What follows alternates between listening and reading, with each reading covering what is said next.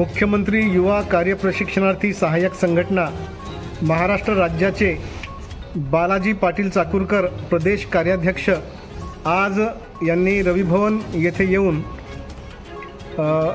मुख्यमंत्री युवा कार्य प्रशिक्षणार्थी लाडक्या भावांनी राज्य सरकारने केलेल्या फसवणुकीच्या निषेधार्थ आज पत्रकार परिषद घेतली आणि या पत्रकार परिषदेमध्ये त्यांनी आंदोलनाचा बिगुल वाजवला आणि संविधान चौकामध्ये सुमारे 25,000 प्रशिक्षणार्थ्यांच्या माध्यमातून भव्य चक्काजाम आंदोलन करण्याचा इशारा दिलेला आहे आणि हे आंदोलन 25 ऑगस्ट 2025 रोजी येथील संविधान चौकामध्ये करणार आहेत।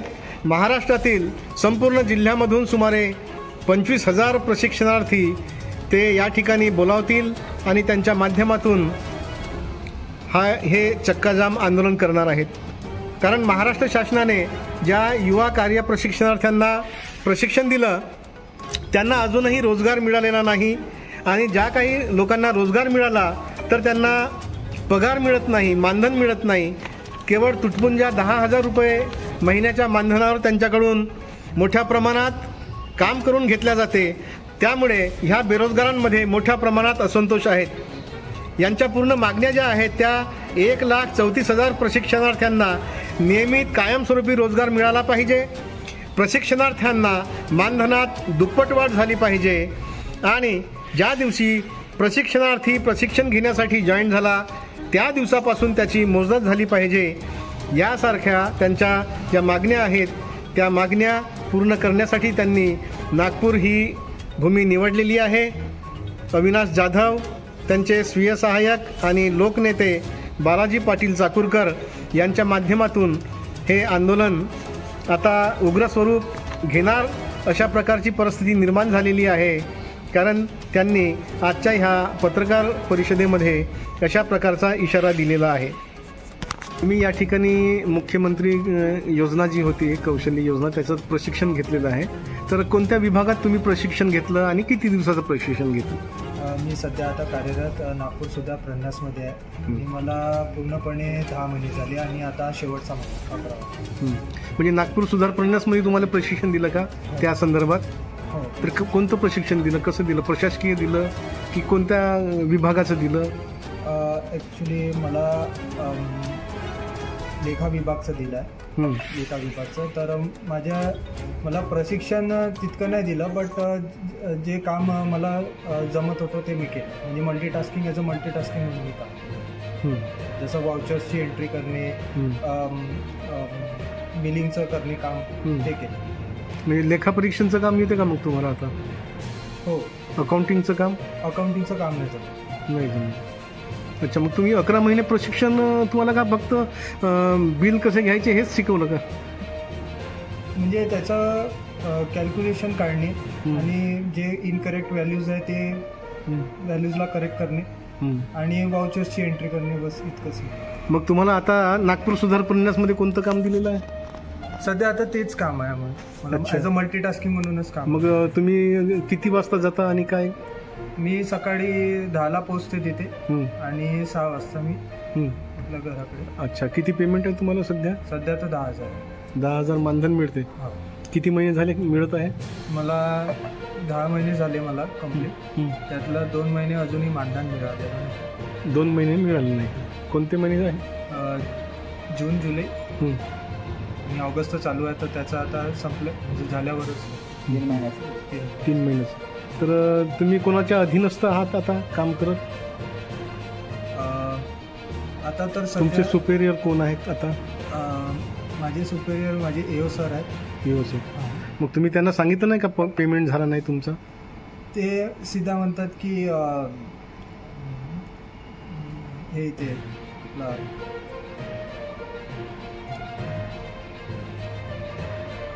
आस्थापन विभागवाल्यांशी कॉन्टॅक्ट करावा, तर त्यांच्याशी बोल, कारण की ते सर्व डिपार्टमेंट ते सॅलरीचं टेस्ट करतात, तर त्यांच्याकडे ते काम। अच्छा, मग आस्थापनावाले काय म्हणाले? मग आस्थापन विभाग म्हणजे महिना जसा भरते तसा अटेंडन्स आम्ही देतो आणि अटेंडन्स ते अपलोड करतात ऑनलाईन पोर्टलवर। CMPKY म्हणून एक आहे गव्हर्नमेंटची साईट, ऑफिशियल साईट आहे, त्यावर ते अपलोड करतात। बरं, असे किती प्रशिक्षणार्थी आहेत तुमच्यासारखे या डिपार्टमेंटला काम करणारे?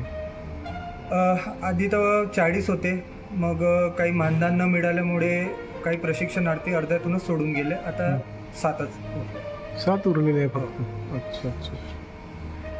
तुम्ही कधी भेटले नाहीत का तुमच्या यांना, साहेबांना? भेटला आहे ना, भेटले का? माझं प्रत्येक वेळेस भेट होत राहतात आणि अपडेट पण मी करत राहतो. तर ते फ्री फ्रँक सर आहे, तर इतकं काही विषयाचं काम. काही तुमच्या ह्या संघटनेच्या आंदोलनाला यश मिळेल असं वाटते का? हा, मिळेल असं आशा आहे मला, की जे आता जे मुख्यमंत्री आहे फडणवीस आहेत, त्यांनी या गोष्टीकडे जास्त लक्ष द्यावी. जसं लाडकी बहीणला लक्ष देऊन त्यांचा 5 वर्ष, म्हणजे त्यांनी असं म्हटलं की 5 वर्ष अजून राहील बा, हे बंद नाही होणार ही लाडकी बहीण योजना.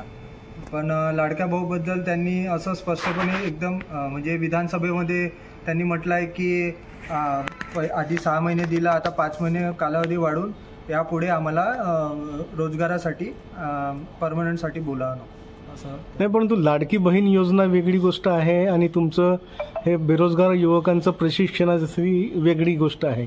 कारण त्यांना बिगर प्रशिक्षणाने त्यांना तो मोबदला 1,500-2,000 रुपये जे काही महिना आहे तो मिळतो. तुम्ही काम करता प्रत्यक्ष, नाही का, आणि तुमचं प्रशिक्षण झालेलं आहे. लाडक्या बहिणीचं काही प्रशिक्षण झालेलं नाही, त्याच्यामुळे तो मुद्दा वेगळा आहे आणि हा तुमचा मुद्दा वेगळा आहे. मला बरोबर बोलण्याचं स्पष्टीकरण असं द्यायचं होतं की जे लाडकी बहीण आहे ते तर बिना मेहनतीने त्यांच्या प्रत्येक महिन्याला 1,500 रुपये मिळतात. पण आम्ही मेहनत करून आम्ही 11 महिन्याचं प्रशिक्षण झाल्यानंतर आम्ही कुठे जावा आणि आम्हाला जे प्रमाणपत्र मिळणार आहे त्याची व्हॅल्यू काय आहे? आम्हाला कुठेच त्या कामाचं आम्हाला कुठेच हे नाही मिळणार ना, रोजगार नाही मिळणार. आम्ही कुठे जायचं? हे दुर्दैव आहे, आमचे प्रत्येक विद्यार्थ्यांची दुर्दैव आहे परिस्थिती. स्वागत संपूर्ण महाराष्ट्रातल्या जनतेनं केलं, पण 6 महिन्याचं प्रशिक्षण पूर्ण झाल्यानंतर त्याच आस्थापनेमध्ये कायमस्वरूपी करण्याचं पण अभिवचन आजी माजी मुख्यमंत्री महोदयांनी आणि कौशल्य विभागाचे मंत्री मंगल प्रभात लोढा साहेबांनी दिलं होतं. मग त्यांनी दिलेलं ते अभिवचन आज ते विसरायला लागलेले आहेत. जेव्हा त्यांनी चांगला निर्णय केला तेव्हा त्यांचं आम्ही कौतुक करणारे पण आम्हीच आहोत, आणि जेव्हा ते आम्हा बेरोजगारांना वाऱ्यावर सोडण्यासाठी प्रयत्न करत आहेत तेव्हा त्यांचा विरोध करणारेही आम्हीच आहोत. चांगल्याला चांगलं म्हणणं आणि चुकीला चूक म्हणणं ही आमची भूमिका आहे. म्हणून आज या 1,34,000 प्रशिक्षणार्थ्यांचा हक्काच्या भाकरीचा प्रश्न निर्माण झालेला आहे. त्यांच्यावर आधारित असलेल्या 10 लाख परिवारातील सदस्यांच्या भाकरीचा हा प्रश्न आहे. त्यामुळं राज्यातल्या या बेरोजगार तरुणांना सरकारला वाऱ्यावर सोडता येणार नाही. त्यामुळं आपल्या माध्यमातून राज्य सरकारला आम्ही इशारा देतोय, जर तुम्ही आमच्या या बेरोजगारांना रोजगार देण्यामध्ये मागे पुढे पाहणार असाल तर शांतीच्या मार्गाने आम्ही आजपर्यंत आंदोलन केलेत. या पुढील काळामध्ये आम्ही रस्त्यावर उतरू आणि क्रांतीच्या मार्गाने लढू, आणि क्रांतीच्या मार्गाने लढण्याचं पहिलं पाऊल आपल्या नागपूरमध्ये संत्रा नगरीमध्ये संविधान चौकामध्ये भव्य असा 25,000 प्रशिक्षणार्थ्यांचा चक्काजाम आंदोलन करून या सरकारचं नाक दाबून तोंड उघडण्याचा प्रयत्न करू. आणि या उपरही जर सरकार जागा होणार नसेल तर याहूनही अधिक तीव्र आंदोलन या भविष्य काळात. राज्याची राजधानी मुंबई आहे, सत्ता मुंबईमध्ये आहे, मुख्यमंत्री मुंबईला आहे, मग तुम्ही आंदोलनासाठी नागपूर स्थळ काय म्हणजे हे केलं, काय सांगाल? राज्याच्या राजधानीमध्ये आतापर्यंत आम्ही 25,000 हजाराचे 6 मोर्चे काढले आणि अर्थसंकल्पीय अधिवेशन काळामध्ये 24 दिवस आम्ही आझाद मैदानावर, सणवार सुद्धा आम्ही केले नाहीत. होळीचा सण सुद्धा आम्ही आझाद मैदानावर केलेला आहे, रंगपंचमी सुद्धा आझाद मैदानावर केलेली आहे. पण या संत्रा नगरीचा सुपुत्र राज्याचं नेतृत्व करतो आणि राज्याचं नेतृत्व करणारे देवाभाऊ आम्हाला जर मुंबईमध्ये भेटायला त्यांना जर वेळ नसेल तर त्यांच्या ग्राउंडमध्ये आम्ही मुख्यमंत्री युवा कार्य प्रशिक्षण योजनेतले सर्व प्रशिक्षणार्थी आम्ही संत्रा नगरीत आदरणीय देवाभाऊच्या नगरीमध्ये येऊन आम्ही देवाभाऊचं लक्ष वेधू आणि इथे तरी आम्हाला देवाभाऊनी भेट द्यावी आणि आम्हाला बेरोजगारांना कायमस्वरूपी नियमित रोजगार द्यावा आणि मानधनात दुप्पट वाढ करावी, अशा प्रकारची विनंती या आंदोलनाच्या माध्यमातून आम्ही सरकारला करतो. मागील काळात डोकावून बघितलं तर असं लक्षात येते की सत्ताधारी पक्ष स्वतःचेच म्हणजे स्वतः प्रणित मोर्चे असे आंदोलन करीत असतात. समजा याचं भाजप प्रणित हा तुमचं आंदोलन तर नाही, काय सांगाल? नाही, मुळामध्ये मी भाजपचा प्रेमी आहे, मी भाजपचा कार्यकर्ता आहे. मग माझं उत्तरदायित्व वाढतं, सरकारमधल्या लोकांचं पण उत्तरदायित्व वाढतं. ज्या लाडक्या बहिणींनी लाडक्या भावाने आम्हाला सत्तेमध्ये बसवलं, त्या लाडक्या भावाला आणि लाडक्या बहिणींना तुम्हाला वाऱ्यावर सोडता येणार नाही.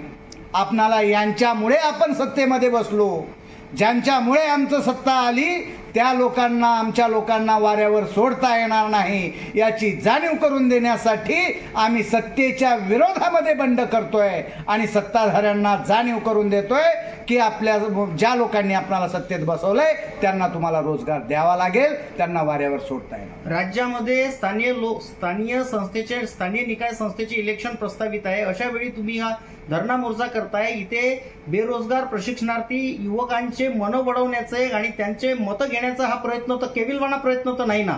नाही, अजिबात तुम्ही आता याकडे, आमच्या या आंदोलनाकडे राजकीय दृष्टिकोनातून पाहू नका. स्थानिक स्वराज संस्था निवडणुकीच्या तोंडावर आम्ही उलट आम्ही आंदोलन केल्यामुळे भारतीय जनता पार्टीला नुकसान पोहोचणार आहे. आणि जर हे नुकसान पक्षाला जर होऊ नये असं वाटलं तर या लाडक्या भावाला आणि लाडक्या बहिणीला रोजगार देऊन या लाडक्या भावाला आणि लाडक्या बहिणीला खुश करावा आणि दिलासा द्यावा. निवडणुकीच्या आधी एखादा मोर्चा, एखादा धरणा देणे, एखादं प्रदर्शन करणे आणि त्याच्यामध्ये आश्वासन सरकारतर्फे, मंत्रालयातर्फे आश्वासन घेणे आणि म्हणजे ज्यांच्या फेवरमध्ये आपण मोर्चा करतो त्यांना सांगणे की आता आपल्याला आश्वासन मिळालंय, हे सरकार आपलंच आहे, असं करून तुम्ही काही म्हणजे एक प्रयत्न तर करत नाही ना? नाही, मुळामध्ये एक सांगतो, आमच्या या लाडक्या भावानी आणि लाडक्या बहिणींनी आमचं राज्यामध्ये सत्ता आणलेली आहे. लोकसभेतले निकाल आपण पाहिलेले आहेत. लोकसभेमध्ये आमचा पराभव झालेला आहे आणि अशा परिस्थितीत लाडक्या भावानी आणि लाडक्या बहिणींनी आम्हाला सत्तेमध्ये आमच्या लोकांना बसवलंय. त्या सत्तेत बसवलेल्या लोकांना आपण जर विसरणार असो तर आम्ही आमच्या सत्तेच्या विरोधामध्ये बंड करायला आम्ही मागे पुढे पाहिलेलं नाही आणि आम्ही हे आंदोलन निवडणुकीच्या अगोदर करत नाही. 4 जानेवारीपासून आम्ही शंखनाद केलेला आहे. त्याच्यामुळे मुंबईच्या आझाद मैदानावर मोठे मोठे 6 मोर्चे काढलेत, 24 दिवस उपोषण केले आणि नागपूरमध्ये सुद्धा आम्ही जानेवारी महिन्यामध्ये आंदोलन केलेलं आहे.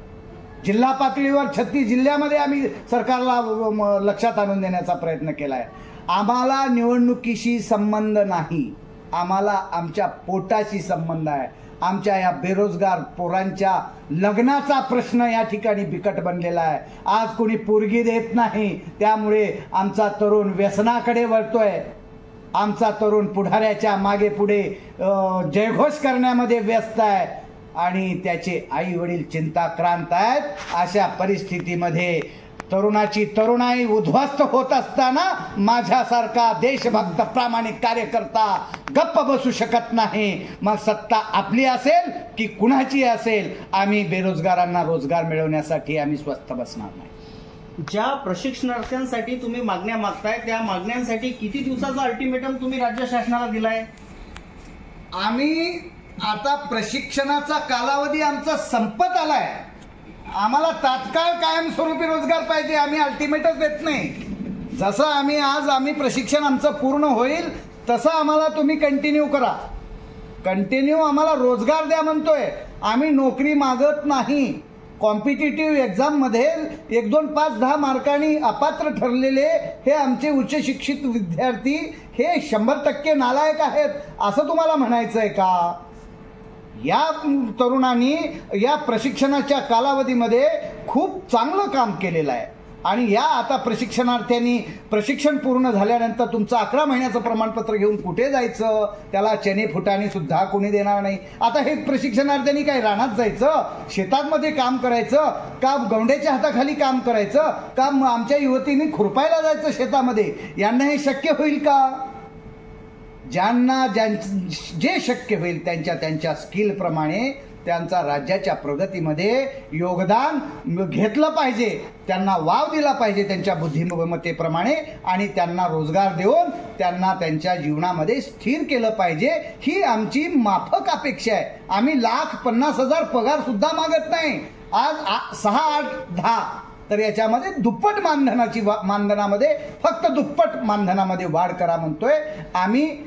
उत्तम 1-1 लाख रुपये पगार घेणाऱ्या कर्मचाऱ्यापेक्षा जास्त आमच्या प्रशिक्षणार्थ्यांनी या 6 महिन्यामध्ये 5 महिन्यामध्ये खूप छान काम केलं. तुमच्या मागण्या राज्य शासनाने मान्य केल्या नाही तर काय समोरील काय पाऊल राहील तुमचं? आता आम्ही चक्का जाम आंदोलन करतोय आणि चक्का जाम आंदोलन करूनही शासनाचं जर लक्ष या ठिकाणी कडे लक्ष शासन देत नसेल तर नक्कीच येणाऱ्या काळामध्ये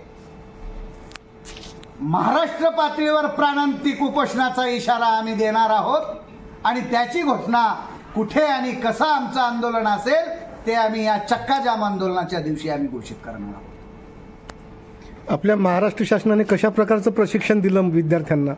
मुळामध्ये हीच तर मोठी गोष्ट आहे. ज्या प्रशिक्षणार्थ्यांना प्रशिक्षण म्हटलं त्या प्रशिक्षणार्थ्यांना प्रशिक्षणच दिलं नाही. डायरेक्ट शिक्षण विभागामध्ये शिक्षकाचं काम दिलं. डायरेक्ट आरोग्य विभागामध्ये कामाला लावलं. ग्रामपंचायत विभागामध्ये, कृषी विभागामध्ये, मनपा, नगरपंचायत, BDO, तलाठी विभागामध्ये, तहसील विभागामध्ये डायरेक्ट कामाला प्रशिक्षण कुठलंच दिलं नाही. पण ठीक आहे, तुम्ही म्हणता प्रशिक्षण दिलं. मग प्रशिक्षण घेतलेल्या प्रशिक्षणयुक्त प्रशिक्षणार्थ्यांनी हे प्रमाणपत्र घेऊन जायचं कुठे? शासकीय आस्थापनेमध्ये प्रशिक्षण घेतलेल्यांना बाहेर कोण नोकरी देणार आहे? त्यामुळे त्याच शासकीय आस्थापनेमध्ये आम्हाला कायमस्वरूपी नियमित रोजगार द्या, एवढीच आमची विनंती आहे. शासनाचं काय म्हणणं आहे याच्यावर? शासनाचं म्हणणं आम्ही तुम्हाला असं म्हटलंच नाही. त्यांचे व्हिडिओ आहेत आमच्याकडे. कायमस्वरूपी त्याच आस्थापनेत देऊ म्हणून आजी माजी मुख्यमंत्री आणि कौशल्य विभागाचे मंगल प्रभात लोढाजी व्हिडिओ तुम्ही पाहिलेले आहेत. मग व्हिडिओ खोटे का आम्ही खोटे हे शासनाला सांगावं लागेल, नक्की करावं लागेल काय आहे ते. आणि मुळात एक आहे की राज्यातल्या बेरोजगारांना तुम्हाला रोजगार द्यावा लागेल. तुमच्या मॅनिफेस्टोमध्ये वर्षाला 10 लाख युवकांना आम्ही रोजगार देऊ. तुम्हाला 1,34,000 युवकांना रोजगार देणं शक्य नाही. तुम्ही वर्षाला 10,000 युवकांना रोजगार कोणत्या पद्धतीनं देणार आहात? हा पडलेला महाराष्ट्रातल्या युवकापुढचा फार मोठा भीषण प्रश्न आहे. त्यामुळं आम्ही रोजगार मिळेपर्यंत, बेरोजगार युवकांना रोजगार मिळेपर्यंत आम्ही स्वस्थ बसणार नाही. बरं, आपल्या संघटनेचं नाव आहे मुख्यमंत्री युवा कार्य प्रशिक्षणार्थी सहाय्यक संघटना. महाराष्ट्र राज्यावर ही आपली महाराष्ट्र राज्यापुरती आपली संघटना आहे. म्हणजे ही मुख्यमंत्री पुरस्कृत संघटना आहे का? नाही, मुळामध्ये हे प्रशिक्षण योजनेचं नावच मुख्यमंत्री युवा कार्य प्रशिक्षण योजना आहे. अच्छा. म्हणून या योजनेच्या माध्यमातून त्या प्रशिक्षण घेतलेल्या लोकांना सहाय्य करणारी ही आमची संघटना आहे. अच्छा. मुख्यमंत्री पुरस्कृत असली तर मग आम्हाला एवढे मोठे मोर्चे काढावे लागले नसते. मुख्यमंत्री लगेच मान्य केले असते. पण मुख्यमंत्र्यांना या बेरोजगारांना रोजगार द्यायचा का नाही द्यायचा हेच कळायला तयार नाही. त्यामुळे करणी आणि कथनीमध्ये बरंच अंतर दिसतंय. त्यामुळे आम्ही सरकार सोबत लढायचं ठरवलंय.